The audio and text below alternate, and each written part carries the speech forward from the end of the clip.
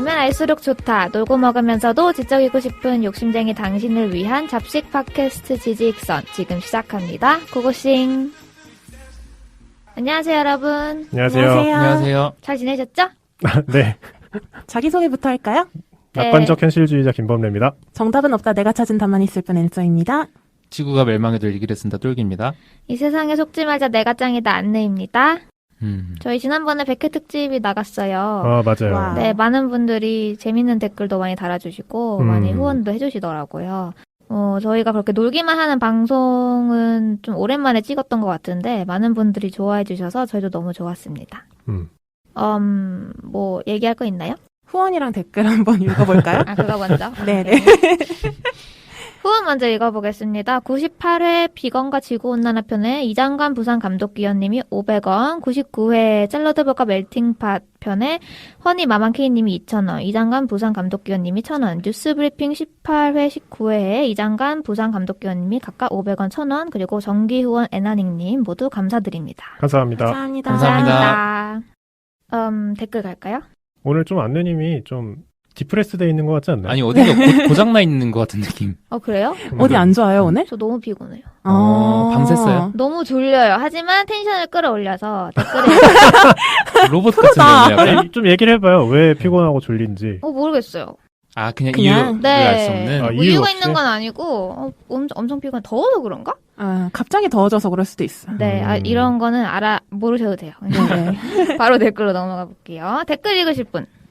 저는 그 샐러드볼과 멜팅팟 편에 이제 너무 재밌다님께서 이렇게 달아주셨어요. 범선대원군, 멋져, 짜릿해.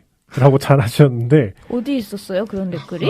팟빵. 잘 팟빵. 찾으신다. 네. 조금 뒤에 있어요. 아, 근데 이게 저는 좋았다고도 할 수 있는데 좀 헉했어. 내가 그렇게 이 샐러드볼과 멜팅팟 편에서 그렇게 내가 극렬한 뭔가 그런 반대를 펼쳤나? 상대적으로. 그쵸. 상대적으로. 우리 중에는 가장 벽이 초롱성 같았지. 그랬나? 그래서 저는 약간 그런 거 있잖아요. 나는 생각보다 열려있다고 생각했는데, 이게 흥선대원군과 비교될 만큼이었구나. 약간 그런 생각을 하게 되는 댓글이었습니다. 저는 저희 팟빵 댓글의 100회 특집 댓글인데, 슈퍼스87님이 세 글자, 잘 컸네. 맞아. 이렇게 너무 달아주셨는데, 웃겼는데. 재밌고, 이 세 글자에 굉장히 함축되는 것이 많다. 저는 댓글 남겨주신 거 처음 보는 것 같은데, 토비관이님이, 선거는 공정한가 편, 좀 온라인에 꽤 된 회차죠? 네. 근데 이번에 댓글을 남겨주셨는데요.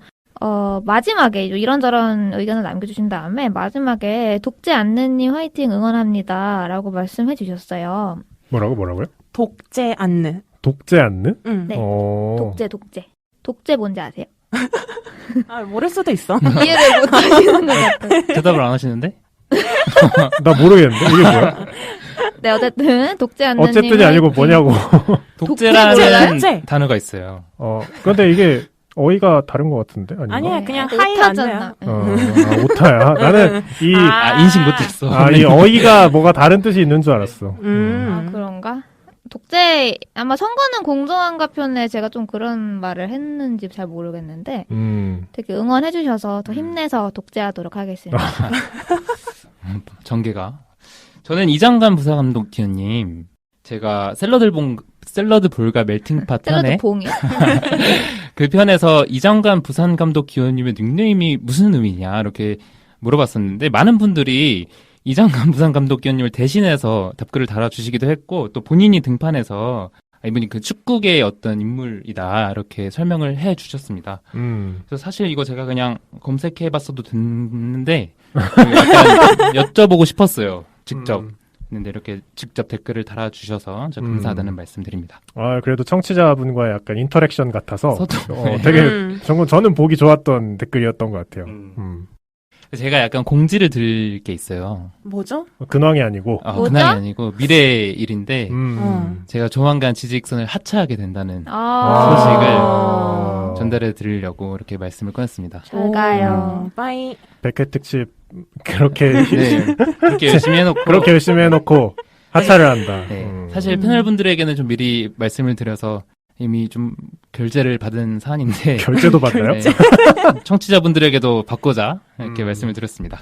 맞아요. 똘기님께서 회차로는 앞으로 4회 정도 네. 더 함께 하시고 이제 개인적인 사정에 의해서 하차를 하시게 되죠. 네. 그때 또 어. 좀 공식적으로 인사를 드릴게요.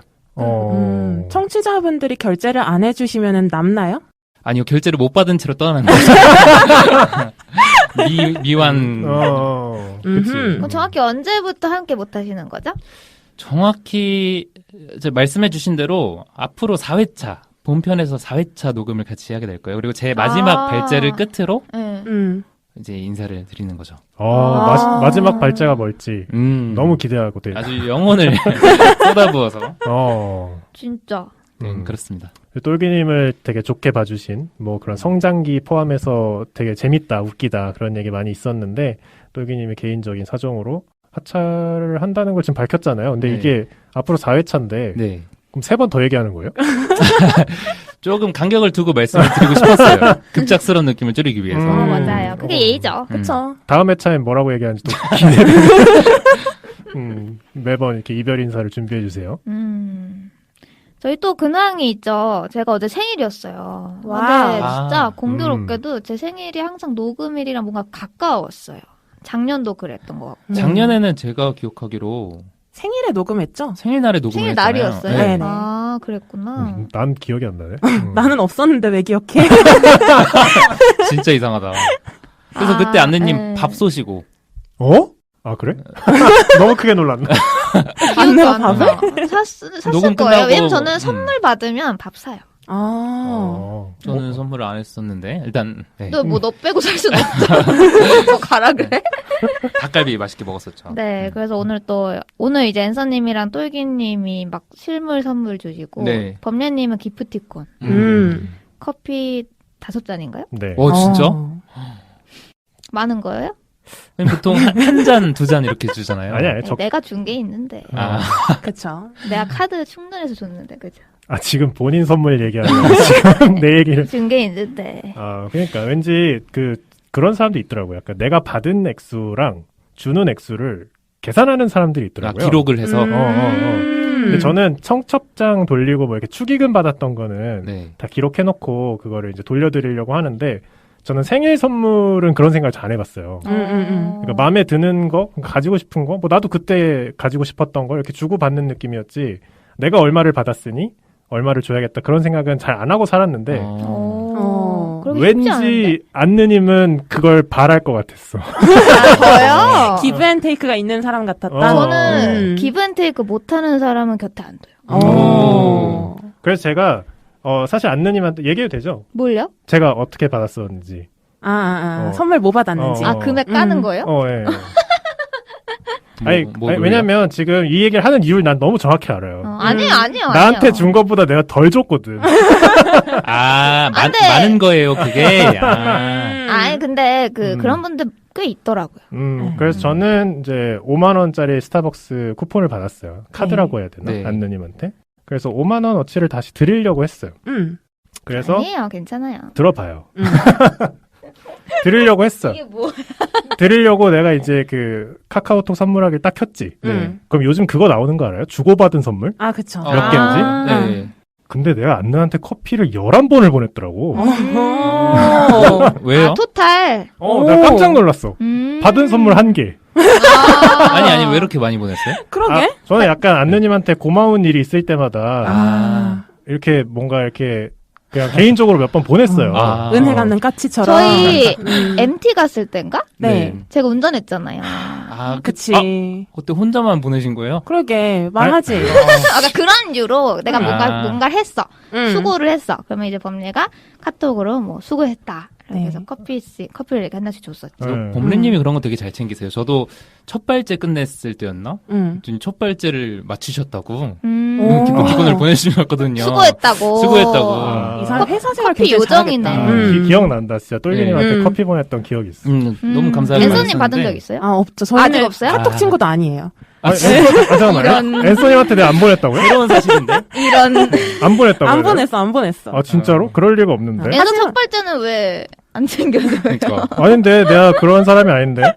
하지만 실물 커피를 얻어먹은 적은 있다. 어쨌든. 어쨌든, 네.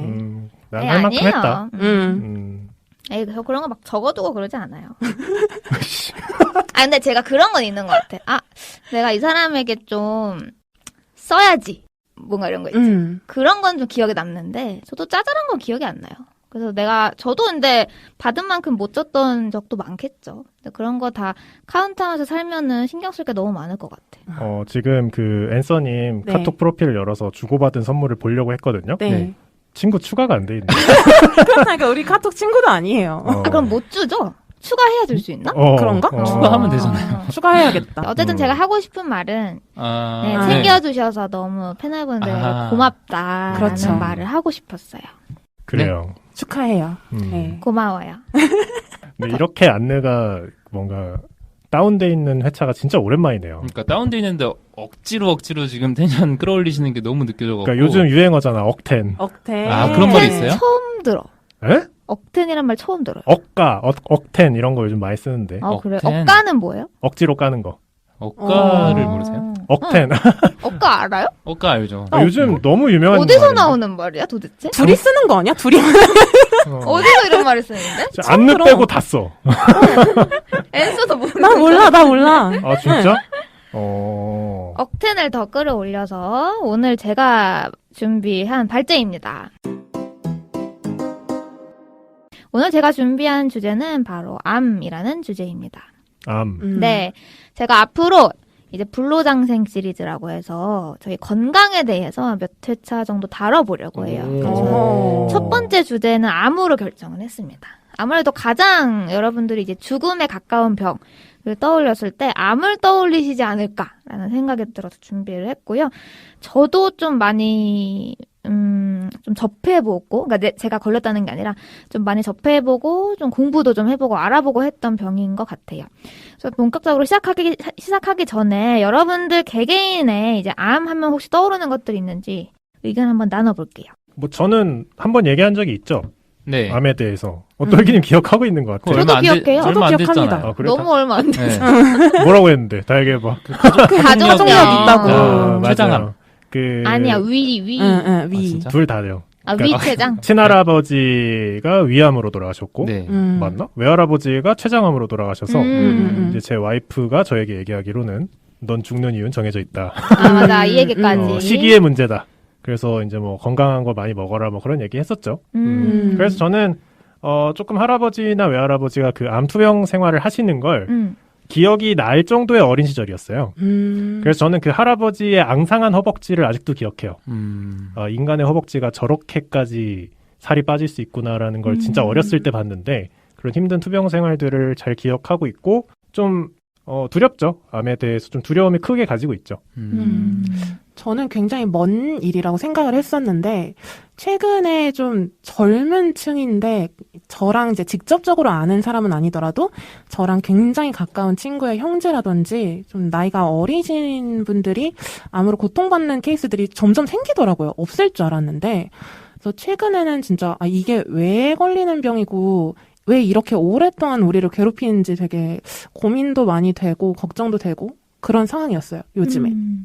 저는 제가 좋아하는 연예인이 암으로 사망을 해서 장례식장에 간 적이 있었어요. 진짜 연예인의 장례식장을? 네, 왜 그랬냐면 밝힐 수 있나요? 울랄라 세션 이민때 그 한창 활약을 할 때 맞아요. 제가 팬심을 드러냈었는데 친구들이 그거 다 이제 사기다 이렇게 놀리던 친구들이 있었거든요. 그런 얘기 한참 많았었어요. 맞아요. 근데 실제로 사망을 하니까 그 친구들이 위로를 해주면서 같이 가자 이렇게 해서 갔었던 기억이 있어요. 아, 그래도 그 친구분들은 양심이 있는 거죠. 있는 거죠. 아닌 분들 입 싹 닫는 분들 많았을걸? 맞아요. 저도 최근에 이제 또 암 하면은 떠오르는 분이 있는 것 같은데 이제 많은 분들이 뉴스로 접하셨을 것 같긴 한데 이제 유명한 뷰티 크리에이터 새벽님이 이번에 혈액암으로 사망하셨죠 또. 전 그걸 보면서 그분이 나이가 저랑 1살 차이인가 그래요. 맞아, 우리 또래예요. 그리고 이제 암 치료받는 거랑 진단받는 거 그리고 이제 삭발하는 과정을 모두 유튜브에 올리면서 많은 분들에게 희망을 주었고 또 역설적으로 암으로 인해서 좀 많이 스포트라이트를 받으셨던 분이기도 합니다. 그래서 그분을 보면서 또 암이라는 게 되게 이렇게 허무하게 빛나는 별을 또 가져갈 수도 있겠구나 이런 생각을 하게 되었던 것 같아요. 그리고 또 최근에 화두에 있는 것이 저희가 흔히 암 걸린다라는 말을 많이 합니다. 일상생활 속에 있어서. 그래서 답답한 장면, 드라마나 영화에서 답답한 장면이 나왔을 때 바람이다. 암 걸린다. 항암제 필요하다. 항암제 먹어라. 막 이런 얘기를 하는데 그거에 있어서 사회적인 논의가 조금씩 생겨나는 것 같아요. 이거 쓰지 말아야 할 표현인 것 같다. 돌이켜보면은 그 암 걸린다라는 말 말고도 저랬을 때는 이제 친구 놀리는 말로 애자. 이런 말 많이 썼었어요. 장애인 새끼 막 이러면서 욕을 했었는데 이제 그것도 이제 하지 말자라는 추세가 되고 있죠. 그래서 저도 언젠가부터는 이 암이라는 걸 장난식으로 놀리면서 하지는 말아야겠다라는 생각을 하게 되었습니다. 여러분들도 그런 말 쓰신 적 있으신가요? 저 어렸을 때 썼죠. 그쵸. 근데 암 걸린다, 바람이다 이거는 어렸을 때 나온 말은 아닌 것 같아요. 우리는 좀 다 크고 나온 말이죠. 20대 때 많이 썼던 그러니까 것 20대 같은데. 초반 이럴 꽤나 때는 최근인 것 같은데. 그때 친구들이랑 얘기하면서 진짜 철없이 많이 썼던 편이. 그러니까 뭐 드라마를 보더라도 제가 바람 캐릭터야. 맞아. 그런 뭐 말. 그런 식으로. 전 최근까지도 인터넷에서 많이 봤어요. 그리고 저도 안 써야겠다 하고 안 쓴 지 별로 안 됐습니다. 근데 생각해보면 그런 말이 좀 사람들에게 입에서 입으로 전달되면서 많이 사용된다는 얘기는 그만큼 암을 겪은 사람이 많다는 얘기인 것 같아요. 그러니까 주변에 가까이 있으니까 그걸 그렇게 표현하는 게 아닐까? 그렇게 생각이 진짜? 좀 들기도 하는데 왜냐면 주변에 암이 걸렸는데 그런 얘기를 할 수 있을까요, 오히려? 그러니까 주변에 걸렸다기보다는 그 암이라는 그런 병 자체가 너무 이 사회에 깊숙이 침투하고 있는 거지. 그러니까 그게 뭔가 사회적인 그런 어떤 의미를 내포하고 있는지를 다들 굳이 설명하지 않아도 알고 있으니까 그런 표현들이 나오는 게 아닐까? 그렇죠. 어쨌든 오늘 잠깐 얘기를 해볼 거는 제가 약간 건강 염려증이 있다고 몇 번 말씀드렸던 것 같아요. 항생제 편에서 얘기했던 것 같기도 하고. 네, 이런저런 편에서 좀 몇 번 얘기했던 것 같은데 불안장애 편인가? 거기서도 공황장애 편에서도 얘기를 했었고 사실 이런 건강 염려증을 갖고 있는 분들이 가장 두려워하는 게 췌장암입니다. 많은 분들이 공감하실 거라 생각해요. 그 췌장암 하면 또 떠오르는 사람이 스티브 잡스죠. 맞아요. 그럼 이 스티브 잡스가 언제 사망했는지 아세요? 2012년인가? 네, 2011년인데 2011년? 저는 생각보다 오래돼서 깜짝 놀랐어요. 10년 전이네. 그니까. 나 한 5년 전인 줄 알았어. 그니까. 되게 그러니까 최근까지 좀 살아 있었던 것 같잖아요, 느낌상. 생각보다 꽤 오래되었다라는 건데, 이제 이분이 췌장암으로 죽고 나서 사후에 뭐가 밝혀졌냐면, 스티브 잡스가 대체 의학에 의존하다가 치료 시기를 놓쳐서 죽었다는 게 밝혀집니다. 이 잡스가 2003년에 췌장암 판정을 받았었대요. 아, 진짜요? 근데 이제 이듬해, 그러니까 그 3월까지 수술을 거부하고, 뭐 정신수행, 식이요법, 침술 이런 걸로 암을 고치려고 했었다. 그리고 잡스는 몸에 칼을 대는 것을 굉장히 싫어했대요. 그래서 부인이 설득하고 나서야 그때 이제 수술을 받아들인 건데 수술을 받아들이고 나서도 자신이 마치 전문가인 것처럼 췌장암에 대해서 공부하고 치료법을 지시하고 이런 식의 행동을 보였다고 합니다. 저는 이해가 돼요. 워낙 똑똑한 사람이니까 많이 알아봤겠죠. 처음 발견 당시에 췌장의 한 5%만 퍼져 있었던 암이 9개월 뒤에 췌장 전체로 퍼졌고 수술을 한 뒤에도 전이가 계속되어서 결국 목숨을 잃게 되었다라고 보여진다고 합니다. 그래서 이 췌장암이라는 게 이제 왜 유명하냐면 이게 증상이 너무 흔한 증상임에도 불구하고 증상이 나타나서 검사를 받아 판정을 받으면 대부분 말기인 거예요. 저희 외할아버지가 그랬어요. 그래서 생존율이 극악인 암 중에 하나입니다.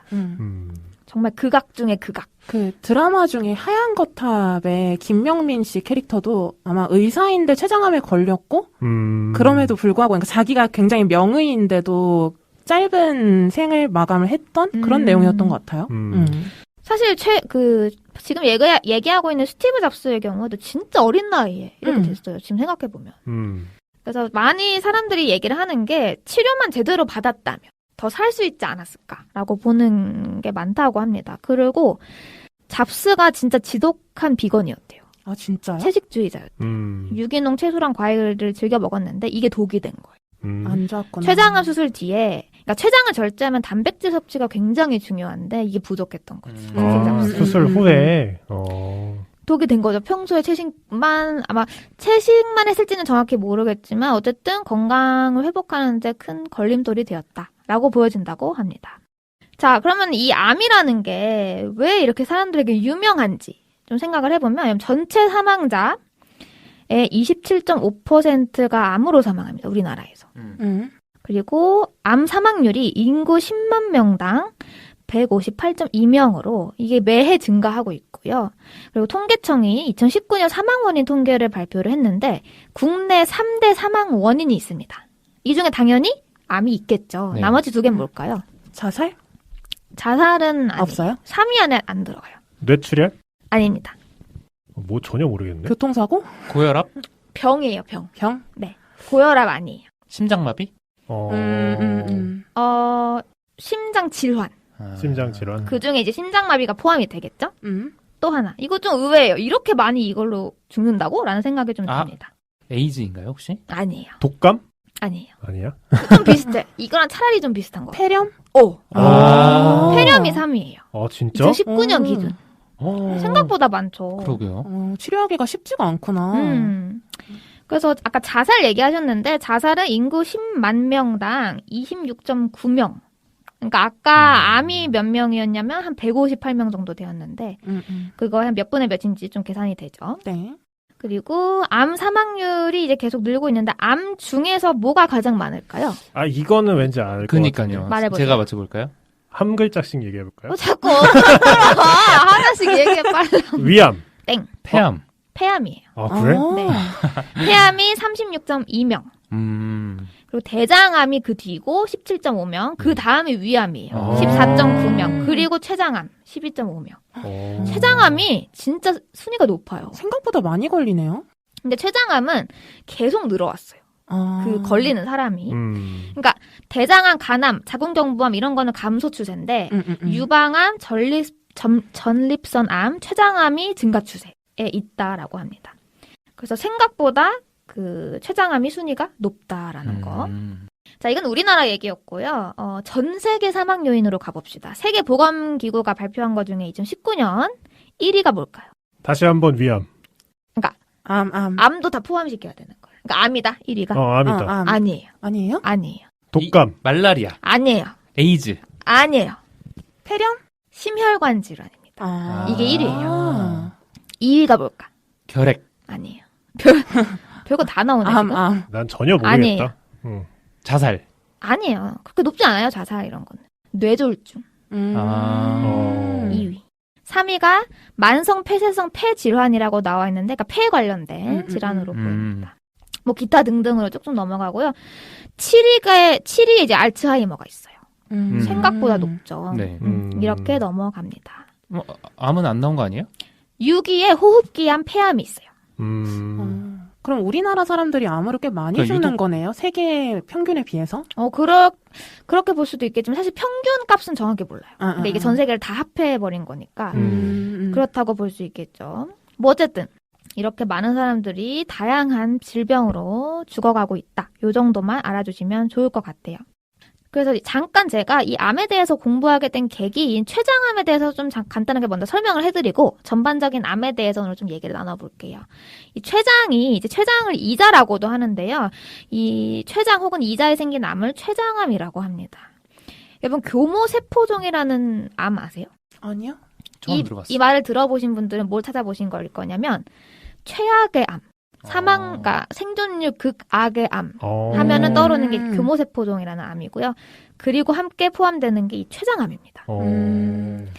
그리고 대한민국에서는 발생 빈도가 한 10위 안에 들고 암 사망 원인 중에서는 한 4, 5위 정도를 하고 있고요. 췌장암으로 떠난 사람들 중에 좀 유명한 사람들만 이제 좀 논의를 해보자면 패션 디자이너 칼 라거펠트, 스티브 잡스, 그리고 저희 가끔 언급되었던 과학자 폰 노이만. 그래요? 네.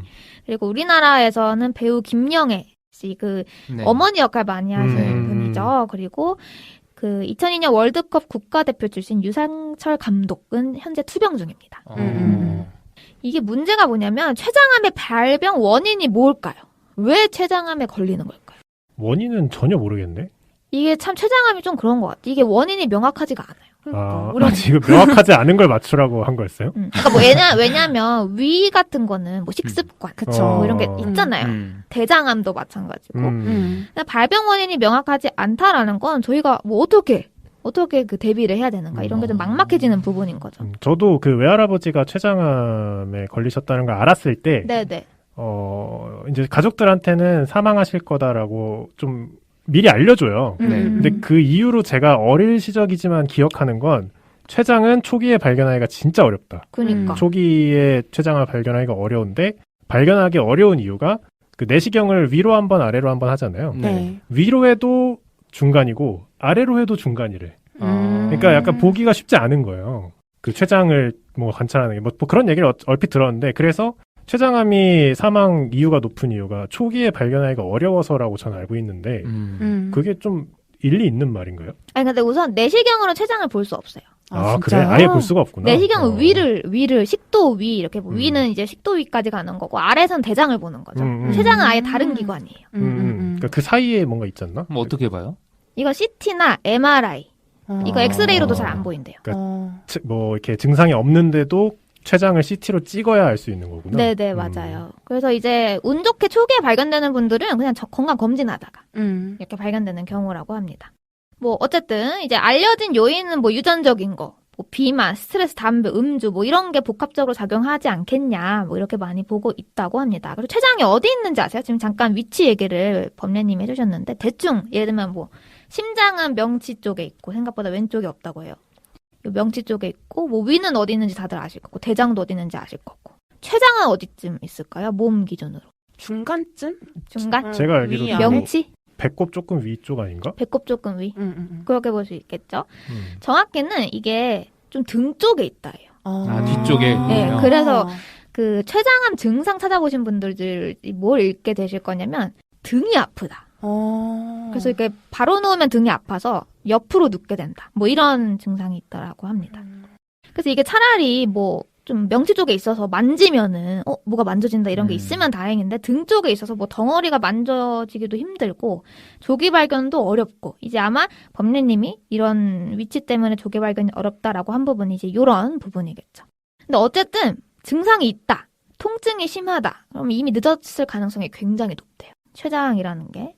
그래서 이제 아까 말씀드렸다시피 췌장은 뭐 내시경, 엑스레이 이런 걸로 안 되고요. 최소 CT 찍어봐야 알 수 있다고 합니다. 그래서 뭐 이런 거 검사 받으려고 알아보신 분들은 알겠지만 복부 CT가 따로 있고요. 췌장 CT도 따로 있어요. 근데 아마 췌장 CT를 검사 받으실 분들은 이상이 있어서 받으시는 분들일 거고 보통 그냥 복부 CT를 받죠. 그래서 제가 지난번 건강검진 때 추가해서 받았던 게 복부 CT입니다. 이 복부 CT가 방사선 피폭량이 좀 높은 편이래요. 자주 받으면 안 된다고 하더라고요. 그리고 이제 췌장암은 아까 말씀드렸다시피 생존율이 극악인데 이제 대부분 1, 2기에 발견되는 경우가 거의 없고요. 이제 발견됐다 하면 3, 4기 암인데 이건 수술도 거의 불가능하다고 해요. 너무 늦어서. 그리고 이때가 되면 평균 생존 기간은 6에서 9개월. 1년 생존율은 20도 안 된대요. 20%도 안 된다. 그리고 아까 말씀드렸다시피 그 생존율이 매우 불량하고 1기가 이제 생존율이 30%예요. 1기도 30%. 조기에 발견을 한다 하더라도 이건 처음 알았다. 4기는 1에서 2%. 그러니까 극악. 거의 뭐 가망이 없다고 보는 게. 네. 좀 그렇습니다. 네. 근데 이 췌장암에 대한 대책이 아까 말씀드렸다시피 딱히 요인이 정해진 게 아니라서 금연, 금주, 그리고 건강검진 주기적으로 받기 없다라고들 말씀을 하네요. 근데 그렇게 보면 아까 스티브 잡스가 네네. 2003년에 발견을 했는데 수술을 안 했고 그리고 2011년에 사망하셨다고 했는데 네네. 그러면 통계적으로 봤을 땐 굉장히 오래 사신 네, 되게 거네요. 오래 산 거예요. 그쵸. 그 사람들이 신기하다고 얘기를 많이 했었어요. 어. 그리고 이제 그 췌장암도 종류가 되게 많아요. 그러니까 암세포가 어디에 있냐. 아, 그렇겠다. 췌장암이 뭐 헤드 쪽에 있냐, 꼬리 쪽에 있냐 이런 게 되게 많은데 스티브 잡스가 걸렸던 거는 그래도 생존율이 높은 부위였다라고 합니다. 초기에 걸렸던 부위가. 췌장암에 대해서 잠깐 이렇게 살펴봤고요. 이제 본격적으로 암에 대해서 좀 설명을 해보도록 하겠습니다. 암은 영어로 뭐죠, 여러분? 캔서죠. 이 암은 뭐 악성종양이라고도 불려지는 거 알고 계시죠? 네. 그래서 많은 분들이 병원 가서 이거 종양이다. 근데 이게 악성인지 아닌지 검사해봐야 된다라고 했을 때 암 생각을 못 하시다가 악성 종양이 암인 걸 알게 되시는 분들이 많아요. 근데 다르잖아요, 느낌이. 악성 종양은 그냥 종양 같고 암은 암인 것 같고 근데 같은 말이라고 합니다. 어떤 세포가 사멸 주기를 무시하고 비정상적으로 증식해서 인체의 기능을 망가뜨리는 병입니다. 그래서 어떤 생체 조직에서도 발병을 할 수 있습니다. 그리고 발암물질이나 바이러스, 유전 등 수많은 그 원인들이 있어서 그 발병 기전이 정확히 무엇이냐는 아직까지도 밝혀지지 않았다라고 합니다. 그리고 이 암세포의 가장 큰 문제가 바로 전이에요, 전이. 그 부분에 그냥 그대로 있으면 상관이 없는데 이 암세포가 뭘 타고 이동하는지 아세요? 혈액? 혈액을 타고 이동해요. 와. 이것도 손을 쓸 수가 없는 거예요. 혈액은 계속 흐르잖아요, 저희 몸에서. 그치. 혈액이나 림프액을 통해서 신체의 다른 기관으로 이동하게 되는 걸 전이라고 합니다. 대한민국 국민의 사망 원인 1위로 10년 넘게 있는 암이라고 합니다. 아, 그러면 이게 다 똑같은 악성 종양인데 위에 생기면 위암인 거고. 네. 그게 뭐 어떻게 전이를 해서 대장까지 갔으면 또 거기선 대장암이 되는 네, 거예요? 맞아요. 아, 그게 다 다른 암이 아니라 그냥 발병 부위에 따라. 근데 발병 부위에 따라 어떤 세포가 변화했는지 따라 다 다르죠. 아, 다를 수 있고. 네네네. 아, 오케이. 암이라는 게 참. 저는 이거 알아보면서 되게 기분이 안 좋았어요. 그러니까 음. 서칭하고 뭐 알아보는데 그래서 최대한 좀 감정적인 건 빼려고 노력했습니다. 뭐 어쨌든 이 암이 가장 큰 원인 중에 하나라고 불리는 게 뭔지 아세요? 암의 원인 중에 가장 큰 거가 이거인 것 같다. 범례. 응. 스트레스. 아닙니다. 아이씨. 오늘 아무것도 못 맞추네. 그것도 있던데? 영양 과잉? 아니에요. 가장 큰 원인은 아니에요. 술. 아니에요. 담배. 아니에요. 생존 그 자체. 비슷해. 아, 진짜로? 아, 진짜? 비슷해. 대사활동. 비슷해. 호흡. 비슷해. 먼지? 아니에요. 뭔지 왜 나와? 미세먼지. 앤서님이랑 좀 관련 있어요. 운. 아니에요. 앤서랑 나랑 관련이 있다고? 앤서 아닌가? 뭐지? 노화입니다. 그 노화에도 아. 정말 앤서가 있었잖아요. 맞아. 노화가 가장 큰 원인 중 하나래요. 그러니까 오래 살수록 걸릴 확률이 높은 거예요. 진짜 생존 그 자체네. 그러니까 이게 어떤 의미에서 피할 수가 없는 거야. 암이라는 게. 근데 갑자기 불현듯 떠오른 게, 왜 갑자기 이렇게 21세기가 돼서 암이 이렇게 사망 원인으로 올라오느냐, 뭐 그런 얘기를 뭐 어디서 했는데, 의사가 답변을 했나? 갑자기 생긴 게 아니라, 예전에는 암에 걸리기 전에 다른 병으로 사망하는 경우가 많았는데, 이제는 대부분의 병들이 정복되기 시작하면서, 이제 암으로 돌아가시는 분들이 많아진 거다. 뭐 그런 얘기도 얼핏 본 것 같기도 해요. 선진국 사람들이 많이 걸리는 병이다, 그래서. 일리 있네요. 합리적인 것 같아. 그럴 수 있을 것 같아. 그러니까 이 암이 정확히 뭐냐면 유전자가 변이 되는 거예요. 그러니까 이해되세요? 그러니까 뭐냐면 아까 제가 암세포가 무질서하게 분열을 반복하고 증식해서 정상세포를 이제 희생시키고 그 결과 우리 장기까지 손상시키는 거예요. 암세포라는 게. 그래서 이 멋대로 증식하는 이유가 어떤 세포가 있는데 이 세포가 DNA에 이상이 생겨서 이제 배열이 변하는 거예요. 이 배열이 변하는 이유가 보통 뭐 담배나 음식물에 포함된 화학물질, 그러니까 보통 이걸 발암성 물질이라고 하죠. 혹은 바이러스. 아니면 자외선 이런 것들이 유전자에 손상을 가해서 유전자 배열이 변하는 건데 그러니까 갑자기 암세포가 저희 몸에 딱 들어오는 게 아니에요. 근데 이 유전자 변이가 축적이 되면 노화가 진행이 된다라는 거죠. 그러니까 노화가 진행이 되면 유전자 변이가 축적이 되고 그럼으로써 당연히 암에 걸릴 확률이 높아진다라는 겁니다. 그래서 이 암에 걸리는 원인을 짧게 이제 좀 나열을 해드리면 첫 번째가 방사선이에요. 방사선이 주로 백혈병을 일으킨다고 합니다. 그리고 두 번째는 암 바이러스. 이게 암 유전자를 가진 세포, 그러니까 바이러스들이 있는데 그걸 총칭해서 암 바이러스라고 부르는데요. 뭐 이름을 말씀드리면 뭐 EB 바이러스, 인간 T세포 백혈병 바이러스, 뭐 파필로마 바이러스 뭐 이런저런 바이러스들이 있다라고 합니다. 그리고 의외의 자외선이 있습니다. 자외선. 피부암. 자외선, 피부암을 증가시킨대요. 의외죠. 난 자외선은 되게 자외선 자체는 안 좋더라도 햇빛을 받는다는 거는 되게 좋은 거잖아요. 그리고 이제 우리나라는 이상하게 선크림 많이 바르고 그늘을 굉장히 선호하는데 좀 서양 쪽에 나가시면 거기는 햇빛 받는 게 득이에요, 득. 맞아. 항상 그늘 안에 절대 안 있고 햇빛 아래에 있으려고 하거든요. 근데 어쨌든 그렇게 되면은 피부암이 증가할 확률이 높다라고 합니다. 벤조피렌은 가끔 들어보시지 않았어요? 벤조피렌? 발암 물질 중에 하나인가요? 네. 담배 연기에 포함되어 있는. 연기에? 네. 그래서 여러분, 간접흡연이라고 하죠? 네. 간접흡연도 똑같이 안 좋아요. 간접흡연 하면 너무 화가 나. 그치. 오히려 더 안 좋을 수도 있는 게 필터 없이 받아들이는 거라서 맞아. 영향이 되게 크다 그러더라고요. 그게 개화나. 몇 년 전에 좀 화두가 되지 않았나요? 그걸 간접 흡연이라고 퉁쳐서 얘기하는 게 아니고 1차 흡연이 본인이 피는 거고 2차 흡연이 그 흡연자 옆에서 맞는 건데 요즘은 3차 흡연 얘기도 있죠. 그러니까 남아있어서? 담배를 핀 그 지역에 담배 이런 뭐 성분들이 남아있어서 그래요. 집에서 담배를 피는 사람이 한 명 있으면 네. 아이가 위험하다. 저 이거 봤어요. 그런 얘기가 몇 년 전에 많이 나왔죠. 저 봤는데 실제로 TV 프로그램에서 애기 깐난애 거의 신생아 같은 애기가 있는데 아빠가 담배를 펴요. 근데 당연히 애 앞에서는 절대 안 피죠. 다 피고 들어오는데 폐를 검진을 했나? 근데 흡연자 수치가 나온 거예요. 애기한테. 맞아. 그래서 엄마 울고 막 이런 그거 보는데 진짜 맞아. 한 대 때리고 싶더라고. 그 아빠를. 그때 한참 좀 화두 약간 논란이 돼서 흡연 가해라는 말이 그때 많이 나오기 시작했죠. 너무 싫어요. 저는 누가 길거리에서 담배 피잖아요? 그럼 갑자기 뛰어요. 너무 싫어서. 순살같이 달려간 다음에 근데 그때 그냥 뛰는 게 아니라 기침을 엄청 하면서 뜁니다. 혹시나 들어올까봐? 눈치 줄라고. 눈치 주려고. 너무 싫어요, 진짜. 여기 네 분 중엔 담배 피는 분 있나요? 없죠? 한 명도 없어요? 한 명도 없나? 네. 저밖에 없네요. 장난이고요. 말아서 피시던데? 봤어요? 저 코로 들이마셔요. 다음은 이거 되게 의외였는데 알아보면서 아플라톡신이라고 땅콩이나 곡류의 곰팡이가 만들어내는 화학물질인 이 독소가 있대요.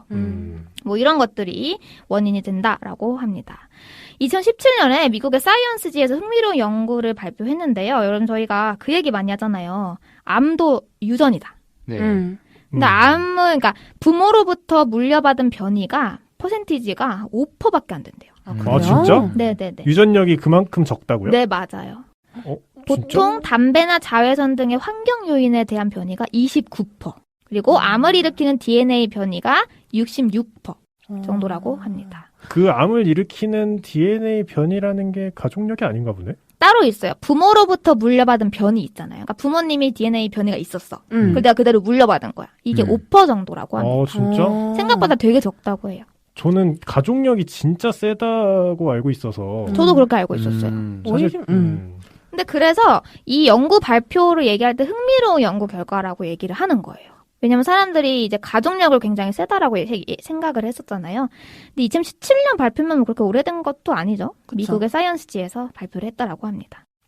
그래서 이걸 보고 일본의 국립암연구센터가 지금까지 암을 일으키는 원인으로 환경 요인이 강조되는 경향이 있었는데 앞으로는 금연 등의 생활 습관 개선은 중요하지만 암 발생 원인의 대부분이 DNA 복제 오류이니까 DNA 변이를 조기에 검출해서 암 백신 같은 면역 요법의 개념으로 암 발생을 예방하려는 방식이 더 중요해질 것이다라고 얘기했다고 합니다. 이게 제가 알아본 것 중에, 그러니까 DNA가 이제 변이라는 게 도대체 무엇인지 좀 알아봤는데, 이게 좀 설명이 많이 복잡하고 길어서 좀 생략을 하도록 할게요.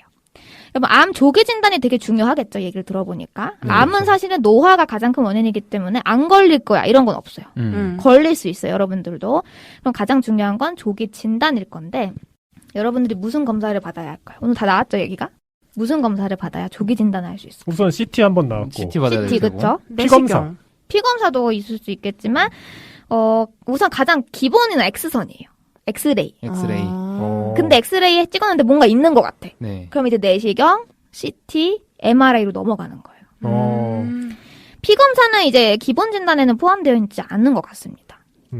근데 사실 뭐 회사 다니는 분들도 그렇고 다들 1년에 한 번, 몇 년에 한 번씩 건강검진 받는데 그때 하는 거 대부분 다 암을 발견할 수 있는 것들 아닌가요? 뭐 초음파도 그렇고 뭐 엑스레이도 그렇고. 근데 뭐 좀 알아보시면 아시겠지만 이 엑스레이도 작은 건 못 봐요. 그러니까 엑스레이는 다 아시겠지만 되게 간단한 검사잖아요. 좀 정밀 검사가 전혀 아니고 초음파도 아니고 이제 좀 진짜 나 제대로 받겠다면 이제 최소 CT. 내시경도 소화기관만 보는 거예요. 그래서 이제 영상 진단에서는 지름 1cm보다 만약에 암 조직이 작다. 그러면 포착하기가 거의 불가능하다라고 합니다. 그리고 뭐 요즘 종양 표지자라고 해서 들어보신 적 있어요? 종양 표지자? 처음 듣는데. 그러니까 예를 들면 간암 종양 표지자가 뭐냐면 간암이 있으면 이런 물질이 나와요. 그럼 그 물질이 나오는지 검사하는 거예요. 아. 무슨 느낌인지 네네. 아시겠죠? 간단히 리트머스 설명드린 같은 거예요. 거구나. 그 원리는 비슷한 것 같아요. 응, 네, 무슨 느낌인지 아실 거라 생각합니다. 그래서 이런저런 검사로 여러분들이 좀 조기 진단을 받는 게 가장 이제 예방을 하는 가장 첫 번째 단계가 아닐까라는 생각이 듭니다. 저는 갑자기 그게 생각나요. 옛날 몇 년 전에 네네. 외국 약간 커뮤니티에 좀 이상하게 하는데 그 남자애가 임신 테스트기에 소변을 본 거야. 남자애인데. 근데 두 줄이 나온 거지. 그래서 이거 웃기다 이러면서 커뮤니티에 올렸는데 그게 고환암이 있는 경우에 남성의 소변에 임신 테스트기가 두 줄이 나올 수가 있대요. 근데 그걸 아는 사람이 다행히 있었어. 그래서 그걸 누가 댓글로 단 거야. 그래서 그분이 암 실제로 진단을 받은 걸로 제가 알고 있거든요. 다행이다. 네, 그런 식으로 뭔가 어떻게 하면 무슨 암을 발견할 수 있다. 아까 뭐 검출지 비슷한 거 말씀해 주셨는데 그런 그런 게 좀 민간에 보급됐으면 좋겠다. 가능한 건지 모르겠지만 키트처럼. 그런 게 좀 있으면 좀 좋지 않나. 알겠습니다. 이제 빠르게 어디로 넘어갈 거냐면 치료. 치료. 이제 암을 보통 무엇으로 치료를 하는가 좀 차근차근 알아볼게요. 첫 번째는 면역요법입니다. 좀 세부 이름이 뭐냐면 유전자 변형 T세포요법이라고 해서 그러니까 우리 몸속에 유전자 변이가 일어난 세포가 계속 만들어지거든요. 그러니까 변이가 일어났다고 무조건 암세포가 아니에요. 변이는 항상 만들어지는데 이 세포가 암세포가 되어 증식을 하기 전에 거의 매일 면역계에 의해서 제거되고 있는 거예요. 지금 우리 면역체계가 열일을 하고 있는 거죠. 이 면역체계를 활성화하자. 이게 면역요법의 기본입니다. 네. 무슨 말인지 아시겠죠? 네. 근데 면역계를 담당하는 이 림프구는 암세포를 공격을 할 수가 있는데 이게 T세포라고 해서 몸속의 세포는 이제 여러분 세포 모양이 손을 내밀고 있다라고 제가 비유할게요. 세포는 손을 갖고 있거든요. 손을 이렇게 내밀고 있는데 그 T세포라는 것도 손을 가지고 있어요. 이 T세포가 암세포의 손을 자신의 손을 이용해 인식을 하면서 나 공격해야겠다. 이렇게 생각을 하는 거거든요. 근데 저희 한번 얘기했었던 건데 암세포는 외부에서 온 세포가 아니에요. 내 세포야, 내 세포. 내 세포가 변이한 건데 그럼 손을 딱 잡았는데 내 세포인 거야. 그래서 공격을 안 하는 거예요. 얘네가. 무슨 말인지 아시겠죠? 네. 그래서 암세포가 계속 자라나는 거거든요. 이거를 T세포로 열일을 할 수 있도록 T세포를 조금 변형하는 거야. 그래서 암의 손을 딱 잡았을 때 제거할 수 있도록. T세포를 좀 뿜뿜 시켜주는 거예요. 무슨 느낌인지 아시겠어요? 그게 실제로 있는 치료법이에요? 네, 유전자 변형 T세포 요법입니다. 이게 개발이 되었다고 해요. 예전부터 있었던 건 아니고? 글쎄요. 개발된 시점이 정확히 언제인지는 모르겠습니다. 근데 무슨 느낌인지 아시겠죠? 네네. 구별할 수 있게. 암세포를 직접 없애는 시술이 요법이 아니고 면역 체계를 뿜뿜 시켜주는 거예요. 암세포를 더 잘 인식할 수 있도록. 그리고 그 다음은 내시경 수술인데요. 이거는 옛날부터 있던 거 아닌가? 근데 지금 말씀드리는 내시경 수술 중에서는 조금 최근 거. 내시경 점막 하층 박리술이라고 해서 이게 로봇인데요. 어떤 모양이냐면 로봇인데 팔이 두 개가 있어요. 한 팔로는 세포를 잡고 한 팔로는 그걸 지져서 없앱니다. 근데 이게 최소 기간, 그러니까 이게 암 수술이 진짜 어려운 게 뭐냐면 암만 뚝 잘라낼 수는 없어요. 항상 암을 잘라내면서 주변에 있는 장기들을 다 잘라내는 거거든요. 네. 그치. 그래서 암을 수술하고 나서 회복이 진짜 어려워요. 다 도려냈으니까. 근데 이 로봇 수술은 그걸 최소화하려고 개발되는 거예요. 딱 진짜 암만 도려내려고. 네. 뭐 이런 게 있다라고 하는데 이게 어려운 게 기술 습득이 진짜 고도의 기술이라서 습득이 되게 어렵다라고 합니다. 그리고 방사선 치료 중에서도 요즘 또 뭐가 개발되고 있냐면 방사선이 여러분 몸에 안 좋잖아요. 네. 근데 이제 암이 어디 있는지 알려면 방사선을 쬐을 수밖에 없는데 이 방사선을 조금 많이 잘 개발을 해서 여러 군데서 막 찍어요. 그리고 딱 암만 골라낼 수 있도록 그 겹치는 부분을 딱 종합해서 여기가 암이다라고 이제 특정을 짓는 기술이 발견이 되고 있는데 이 기술의 핵심은 최소한으로 방사능을 내 장기에 쬐게 한다. 이게 핵심인 기술들이 발견되고 있다라고 합니다. 신기한 거 많이 나온다. 그러니까 부작용을 없애려고 의학계에서 부단히 노력 중이에요.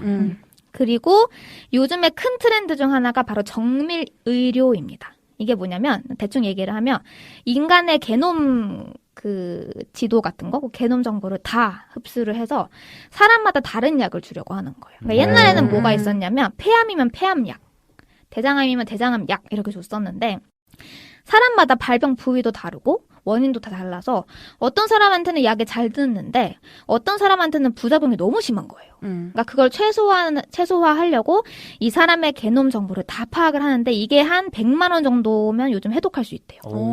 그걸 해서 좀 개인 맞춤화 약을 처방을 하는 거죠. 여기에 활용되는 게 이제 범례님이 좋아하는 인공지능입니다. IBM의 그 유명한 인공지능 이름 뭐죠? 왓슨이 여기 활용이 되는데요. 얘네 이름이 있어요. 왓슨포 온콜로지 혹은 뭐 왓슨포 지노믹스 이렇게 불리는 게 있는데 우리나라에도 들어옵니다.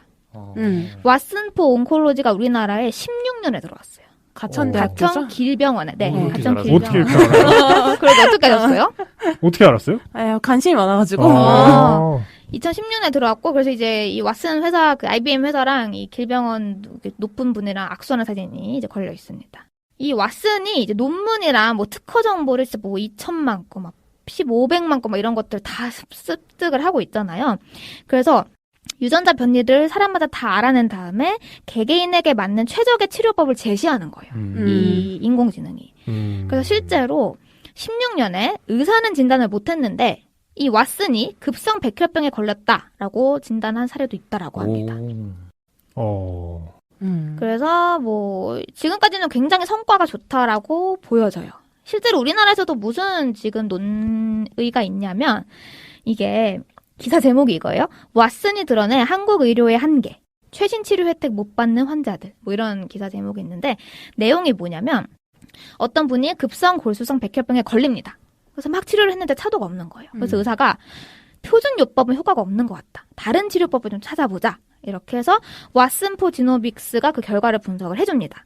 그래서 왓슨이 적합한 치료제로 소라페닙이라는 걸 추천을 해요. 근데 같이 협진했던 의사들도 의견에 동의합니다. 그래서 이 주인공은 너무 기쁜 거야. 아, 나 드디어 치료제를 찾았구나. 근데 이 소라페님이 간암 치료제로 허가받은 약이어서 이 사람에게 처방이 안 된다는 거예요. 그러니까 행정에 문제가 좀 있는 거네요. 그런 느낌이죠. 그래서 이 사람이 내가 100% 본인 부담으로 돈 다 내겠다 라고 했는데도 안 된다. 그래서 정부에 승인 요청을 해보겠다. 그래서 이 병에 걸린 분이 이 상황 자체가 어이없는 거예요. 아니 치료제가 있는데 내가 못 산다는 거예요. 내 돈으로도. 그러니까 이런 일 때문에 우리나라의 뭐 한국 의료의 한계가 아니냐 이런 얘기가 있었다라는 게 우리나라에서 있었던 일입니다. 근데 저는 이제 여기다 AI를 쓴다고 하니까 저는 좀 걱정이 되는데 왜냐면 AI라고 100%가 아니잖아요. 그렇죠. 그리고 분명히 그 AI와 의사가 서로 다른 진단을 했을 때 아직까지는 의사의 진단을 따라가야 된다고 저는 생각을 하는데 네. 약간 그런 케이스인 것 같아서 이게 100% 신뢰할 만한가에 대해서는 전 아직 잘 모르겠네요. 약간 좋은 케이스들만 오늘 얘기를 해주신 것 같긴 한데 범리님이 좋아하는 숫자를 좀 들려볼게요. 이게 14년 발표 자료라서 좀 오래된 거긴 합니다. 이제 미국 종양학회 14년 발표에 따르면 왓슨의 진단 일치율. 얼마나 일치를 했냐 진단이. 대장암이 98%, 직장암 96%, 방광암 91%, 췌장암 94%, 난소암 95%, 자궁경부암 100%. 전문의가 미처 파악하지 못한 질병을 왓슨이 정확하게 찾아낸다라고 이제 해석을 하고 있는 거죠, 이 사람들은. 그게 근데 휴먼, 범례님, 네, 그러니까 인간의 퍼센테이지도 있나요? 인간의 퍼센티죠? 그 반면에 과연 의사들은 얼마나 진단을 잘 일치했느냐? 없습니다. 그건 없어요. 근데 저는 정말 근데 여러분들 잘 알아보시면 이제 암 관련해서 썰들이 인터넷에 많이 올라와 있잖아요. 네. 그런 썰들이 진짜 많이 있어요. 특히 지식인한테 깔려 있거든요. 작은 병원에 가서 별일 아니다. 소화약을 처방받았다. 낫지 않는다. 큰 병원에 갔다. 갑자기 암이라고 그런다. 그 저는 의사 고발 못하냐. 고소 못하냐. 이런 글들이 진짜 많아요. 진짜 많지. 정말 근데 그건 세발의 피일 거야. 실제 그 상황이 있었을 때 글도 못 써요. 여러분 그 정신에 글을 어떻게 써. 그냥 참고 넘어가는 분들이 되게 많겠죠. 저는 여기에 인간 의사의 숫자는 없지만 이거보다 낫지 않을까. 저는 개인적으로 생각을 해봅니다. 그리고 저는 만약에 내가 암에 걸렸다라고 하면은 이 왓슨에게 한번 검사 받아보고 싶어요. 어. 진단에 있어서는 신뢰도가 더 높을 수 있을 것 같아요. 음. 치료는 조금 다른 얘기일 수도 있는데, 치료는 완전 다른 얘기죠. 네, 왜냐면 이 왓슨이라는 게 최적의 치료법을 밝혀주는 거잖아요. 네, 얘는. 맞아요. 로봇 치료가 아니에요, 얘는. 그쵸. 근데 이제 의사들 같은 경우에는 본인이 쌓아온 데이터가 있어가지고, 만약에 왓슨이 최적의 치료법을 제안을 했는데, 이게 이 사람의 나이에 비해서 조금 무리가 가는 치료법일 수도 있는 거예요. 그래서 의사는 이거를 반대를 하는 케이스도 있고, 뭐 그렇다고 해요. 그래서 치료를 이제 왓슨이 해주는 게 절대 아니고, 왓슨은 이제 진단을 해준다. 이렇게 생각해 주시면 되고요. 아까 협진하는 의사들이라고 얘기가 나왔는데, 당연히 왓슨 단독으로 하는 게 아니라 옆에 의사들이 같이 붙어서 같이 진단을 내려주겠죠. 그리고 마지막으로 가장 유명한 게 이제 약물 치료인데, 네. 이걸 항암제 치료라고 하죠. 이 항암제라는 게, 여러분들 많이 보셨겠지만, 항암제는 진짜 이 사람에게 독이에요, 독. 항암제는 그냥 모든 걸 다 죽여버리는 약입니다. 그래서 이제 항암제 썼을 때 뭐 머리카락도 빠지고 몸이 허약해지고 하는 게 어쩔 수가 없는 상황이라고 하고요. 사실 항암제를 치료를 한다라는 거는 이제 대부분은 수술로는 어쩔 수 없을 정도로 전이가 된 단계인 경우가 많고, 완치 자체는 좀 현실적으로 어렵고, 최대한 암세포를 크기를 좀 줄여서 남은 여생을 좀 늘리거나 좀 고통을 줄여주는 데 의의가 있는 치료법으로 알려져 있습니다. 그래서 대부분의 경우에는 다른 방법이 없어서 뭐 수명을 조금이라도 더 늘리려고 뭐 이대로 환자를 그냥 둘 수가 없잖아요. 그럴 때 진행되는 게 항암제 치료다라고 생각해 주시면 되겠습니다. 물론 아닌 경우도 있을 거예요. 뭐 이런 것들이 있는데, 마지막으로 암의 백신을 그러면은 우리가 맞아야 되는 거 아니냐, 이런 생각을 해보실 수 있을 것 같아요. 지금 예방법으로 아까 뭐 금주, 금연 뭐 이런 건 당연한 거고, 네. 지금 의학계에서 연구 중인 게 뭐냐면 암 백신이에요. 암 백신. 백신이 뭔지 아시죠, 여러분? 백신. 네네. 백신은 일반적으로 독성을 없애거나 약하게 한 병원체를 우리 몸에 넣고 나중에 그 실제 병원체가 들어왔을 경우를 대비하는 치료법이에요. 이해되시죠? 네. 그래서 예를 들면 이 물질을 미리 몸속에 좀 약한 상태로 넣어두면 우리 면역계가 그걸 공격을 할 준비를 갖추게 되는 거죠. 나중에 실제로 걔가 딱 들어왔을 때 면역계가 좀 빨리 강력하게 작용할 수 있도록 하는 건데, 이게 암 백신이 있다라는 거예요. 그러면 암세포를 미리 놓는 거예요? 그러니까 예를 좀 들어볼게요. 자궁경부암을 많이 일으키는 바이러스가 인유두종 바이러스라는 게 있고요. 간암을 자주 일으키는 바이러스가 B형 간염 바이러스가 있어요. 그래서 이 바이러스에 대한 백신을 사용하는 거예요. 좀 이해되시나요? 약간 노화로 인한 암과는 조금 다르네요. 병원체가 좀 확실한 경우네요, 이거는. 바이러스에 대한 백신을 넣는 거죠. 바이러스. 그러니까 암을 일으키는 바이러스에 백신을 넣는 거죠. 근데 그 자궁경부암 백신은 있지 않나요? 그 가다실? 네네. 그거 뭐 남자도 맞으라 한참 얘기가 많이 나와서 저도 많이 읽어봤는데, 근데 뭐 들으시는 분 중에 그 자궁경부암 주사, 그게 자궁이라는 말이 들어있어서 여성분만 맞는 걸로 알고 맞아요, 있는데, 맞아요. 남자도 맞아야 된다고 부단히 광고하고 있죠. 맞아요, 네. 맞아요. 네? 왜요? 그게 남자도 걸릴 수 있는 바이러스예요.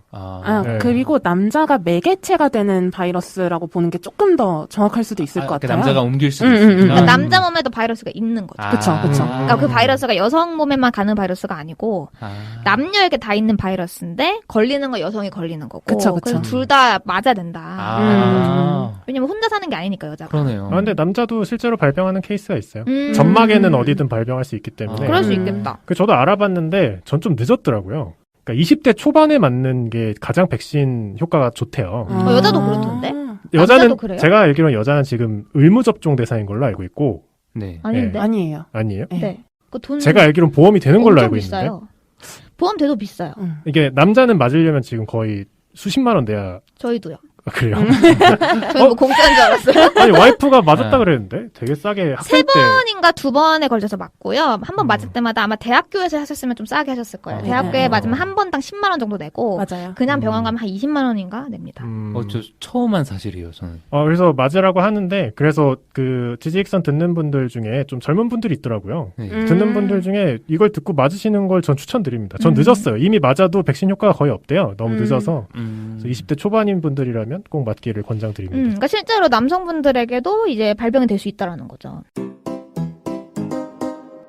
제가 준비한 암에 대한 내용은 여기까지인데, 제가 최대한 그런 건 뺐어요. 그러니까 뭐 예를 들면 항암제 치료를 받았을 때 적나라한 고통들, 그리고 암 환자분들과 암 환자의 가족분들의 이제 정신적인 그리고 심리적인 육체적인 고통들 이런 거 최대한 다 뺐고 최대한 좀 감정적인 걸 제외하고 최대한 좀 의학적으로 접근을 해보려고 노력을 했습니다. 제가 알아보면서 많이 느낀 점은 이 암의 저희는 이제 좀 불치병이잖아요. 아직까지는. 네. 근데 이 암을 치료하기 위해서 의학계에서 정말 부단히 노력 중이라는 거. 그래서 여러분들도 우선은 내가 너무 암에 걸릴까라고 걱정하는 것보다는 생활 습관, 금주, 금연, 잘 주무시고, 스트레스는 안 받을 수 없지만 잘 푸시고, 건강하게 좀 사면 좋지 않을까라는 생각이 들어요. 여러분 얘기 좀 어떠셨나요? 저는 이제 암을 투병한 가족을 뒀던 입장으로서 사실 뭐 알고 있는 내용이 있다고 생각했는데 생각해보니까 내가 알고 있는 내용이 별로 없다. 그런 걸 좀 많이 느꼈고 저는 가족력이 그렇게 강하지 않다. 내가 좀 건강하고 약간 좋은 생활을 하면 안 걸릴 가능성이 높다. 그 얘기가 좀 희망적이었던 것 같고 사실 저는 대부분 포기하고 있었거든요. 가족력이 양쪽에 다 있었기 때문에 조금은 더 열심히 살아야 되지 않나 그런 생각이 좀 드는 회차였네요. 그 얘기 딱 범례님이 하셨을 때 그때도 제가 얘기했던 건데 그런 거 있잖아요. 소화기관 암에 가족력이 아니라 그 생활 습관이 그러니까 유전이 아니라 생활 습관이 물려 내려가서 입맛이 그런 거다. 비슷하고 예를 그런 들면 거. 짜게 먹는 습관 그리고 뭐 야식 많이 먹는 습관 이런 것들을 쉐어해서 그런 거다라는 말도 제가 들어봤어요. 그러니까 여러분들이 어디서든 항상 생활 습관 잘 지키시고 가장 중요한 건 아까 말씀드렸다시피 조기 검진하는 거. 건강검진 매년 받으시고 그래도 한 몇 년에 한 번쯤은 추가 금액 내셔서 CT 같은 정밀검사 한번 받아보시는 것도 되게 좋은 것 같아요. 그리고 제 주변에 정말 많은 분들이 아픈데 병원을 안 가요. 아 맞아. 안느님도 잘 안 가지 않아요? 저요? 저 네. 툭하면 병원 가요. 아 진짜? 약을 잘 안 먹는 건가? 친구들이 그래서 좀 제가 그래서 올해 버킷리스트 중 하나가 3개월 이상 병원 가지 않기 있을 정도로 툭하면 병원에 갑니다. 약은 잘 안 먹어요. 약을 안 믿어요. 저는 과잉 진료와 과잉 약을 좋아합니다. 이상은 어쨌든 아프면 병원 가세요, 여러분. 네. 내가 보기니까 그냥 자주 가는 게 더 좋은 것 같아. 안 가는 것보다. 맞아. 다 실손보험 있으면 그냥 가는 거죠. 오늘 어쨌든 암에 대해 좀 얘기를 나눠봤는데 다음에 좀 차근차근 다른 질병들에 대해서 제가 하나하나 발제를 해볼 예정입니다. 저희 모두 오래 살 수 있도록 네. 끝까지 들어주세요. 오늘 유익했네요. 네. 저는 다음 주나 다다음 주경에 내시경을 받으러 갈 예정인데. 왜요? 오. 아파요? 그러니까 말씀하셨듯이 조기 검진이 중요하니까. 그냥 주기적으로 받으려고. 네네네. 그래서 약간 시의적절한 에피소드가 아니었나 저에게 있어서. 수면해요, 비수면해요? 저는 원래 비수면을 하거든요. 네. 원래? 예, 비수면을 했었어요. 근데 그 비수면 해보신 적 있으세요? 전 해봤어요. 전 안 해봤어요. 진짜 네, 고통스럽잖아요. 안 해도 되는 것 같아. 그래갖고 이번에는 좀 수면으로 해볼까 생각 중입니다. 수면 추천합니다. 저는 오늘 들으면서 약간 암이라는 게 내가 조심한다고 안 걸리는 것도 아니고 조심하지 않는다고 걸리는 것도 아닌 것 같다는 생각도 들어요. 맞아요. 그래서 결국에는 예방을 하기 위해서도 마찬가지고 나중에 걸리더라도 어쨌든 지금 행복하게 사는 게 중요한 것 같다. 길게 봤을 때. 병원 자주 생각이에요. 가면서 네. 행복하게 사는 걸로. 네, 오늘 들어주셔서 감사하고요. 다음 주에 또 뵙겠습니다. 안녕. 감사합니다. 감사합니다.